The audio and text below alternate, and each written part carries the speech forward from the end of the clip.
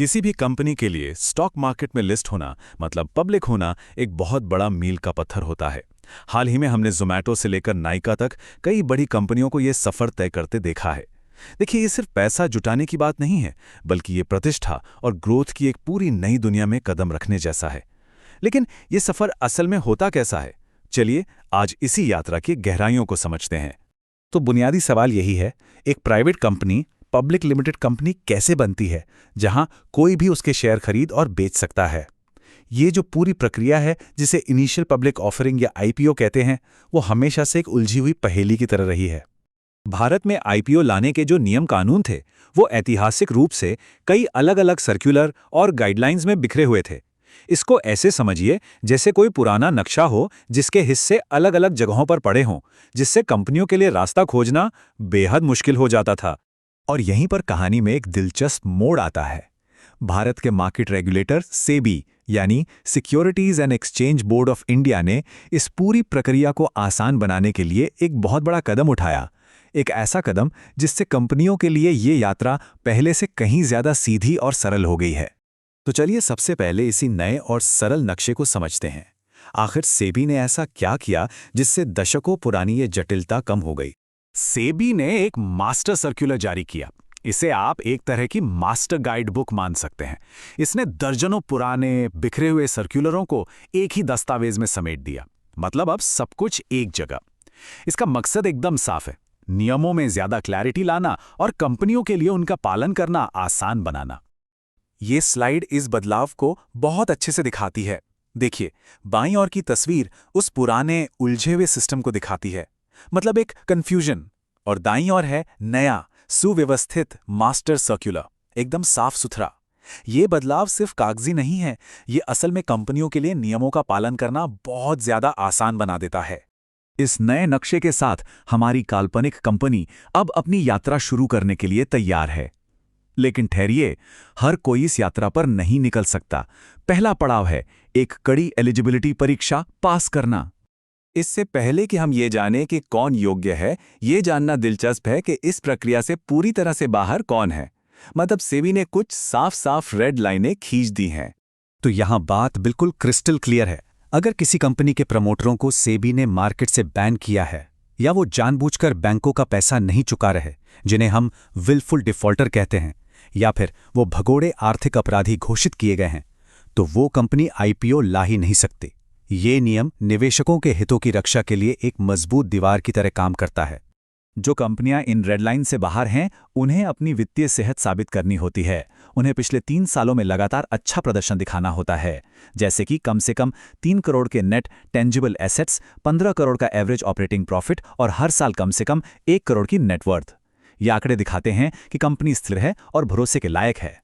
एक बार eligibility test pass हो जाए तो अगला कदम होता है सबसे जरूरी दस्तावेज तैयार करना। ये एक ऐसी किताब है जिसमें कंपनी के बारे में सब कुछ लिखा होता है, जिसे निवेशक पढ़कर ही पैसा लगाने का फैसला लेते हैं।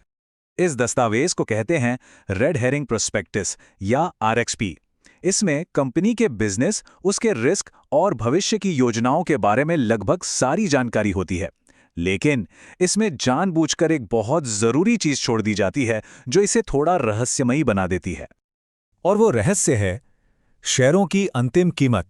जैसा कि स्लाइड में साफ लिखा है, ये दस्तावेज कीमत के बारे में कुछ नहीं बताता।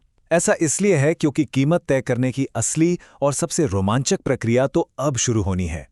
अब हम इस सफर के सबसे रोमांचक हिस्से में आते हैं, शेयर की कीमत तय करना। आखिर ये कैसे तय होता है कि एक शेयर कितने में बिकेगा? इसके लिए भारत में 2 मुख्य तरीके हैं। पहला है फिक्स्ड प्राइस मेथड, जिसमें कंपनी पहले ही कीमत तय कर देती है, और दूसरा, जो आजकल की ज्यादातर नई कंपनियां जैसे पेटीएम या पॉलिसी बाजार ने अपनाया, वो है बुक बिल्डिंग प्रोसेस। इसमें एक तय कीमत के बजाय निवेशकों को एक प्राइस बैंड दिया जाता है और फिर बोलियों के आधार पर असली डिमांड और कीमत का पता लगाया जाता है। चलिए इस बुक बिल्डिंग को एक उदाहरण से समझते हैं। मान लीजिए हमारी कंपनी 15 लाख शेयर बेचना चाहती है। इस टेबल में अलग अलग कीमतों पर निवेशकों की बोलियां यानी बिड्स दिखाई गई हैं। अब देखते हैं कि फाइनल कीमत कैसे तय होगी। प्रोसेस बहुत सीधा सा है। सबसे पहले सारी बोलियों को सबसे ऊंची कीमत से सबसे नीची कीमत के क्रम में लगा दिया जाता है। फिर हर कीमत पर कुल मांग को जोड़ा जाता है, जिसे क्यूमुलेटिव डिमांड कहते हैं। वो कीमत जहां ये क्यूमुलेटिव डिमांड बेचे जाने वाले कुल शेयरों यानी हमारे केस में 15 लाख तक पहुंच जाती है, वही हमारी कट ऑफ कीमत होती है। और इस उदाहरण में जब हम ये गणना करते हैं तो 575 रुपए वो जादुई कीमत है जिस पर 15 लाख शेयरों की मांग पूरी होती है। तो यही हमारी कट ऑफ कीमत बन जाती है। और मजे की बात यह है कि जिन लोगों ने इससे ज्यादा की बोली लगाई थी उन्हें भी शेयर इसी कीमत पर मिलते हैं। आईपीओ सिर्फ कंपनी के बारे में नहीं है, ये उन लाखों छोटे बड़े निवेशकों के बारे में भी है जो अपनी मेहनत की कमाई लगा रहे हैं। इसलिए सेबी ने उनकी सुरक्षा के लिए कई नियम बनाए हैं। इनमें से एक कॉन्सेप्ट है एंकर इन्वेस्टर का। ये बड़े संस्थागत निवेशक होते हैं, जैसे म्यूचुअल फंड्स। जब एलआईसी जैसा कोई बड़ा आईपीओ आता है तो ये एंकर निवेशक आईपीओ खुलने से एक दिन पहले ही बड़ा निवेश करके बाजार को एक पॉजिटिव सिग्नल देते हैं कि भाई ये एक अच्छा इशू है। एक और बहुत ही जरूरी नियम प्रमोटरों से जुड़ा है। जैसा कि इस कोट में कहा गया है, अगर कंपनी को चलाने वालों का खुद का पैसा उसमें नहीं लगा होगा तो शायद वो कंपनी को लेकर उतने गंभीर नहीं होंगे। इसे स्किन इन द गेम भी कहते हैं। इसी सिद्धांत को लागू करने के लिए सेबी यह जरूरी बनाता है कि आईपीओ के बाद भी कंपनी की कुल पूंजी में प्रमोटर्स यानी संस्थापकों की हिस्सेदारी कम से कम 20% होनी ही चाहिए। इससे यह सुनिश्चित होता है कि उनका हित कंपनी और उसके निवेशकों के साथ जुड़ा रहे। और सिर्फ इतना ही नहीं, प्रमोटरों को अपनी इस मिनिमम 20% हिस्सेदारी को आईपीओ के बाद कम से कम 18 महीने तक बेचना मना होता है। जब ज़ोमैटो का आईपीओ आया था तो उसके प्रमोटरों पर भी ये लॉक इन पीरियड लागू हुआ था, जिससे बाजार में ये भरोसा बना कि वो सिर्फ लिस्टिंग का फायदा उठाकर बाहर नहीं निकल रहे बल्कि कंपनी की लॉन्ग टर्म सफलता के लिए प्रतिबद्ध हैं। तो सेबी के इस नए मास्टर सर्कुलर ने आईपीओ की जटिल यात्रा के लिए एक साफ सुथरा रोड मैप तो तैयार कर दिया है। अब सोचने वाली बात यह है कि क्या ये सरलता भारत की नई और उभरती हुई स्टार्टअप्स और कंपनियों को स्टॉक मार्केट में आने के लिए और ज्यादा प्रोत्साहित करेगी? इसका जवाब तो भविष्य ही बताएगा।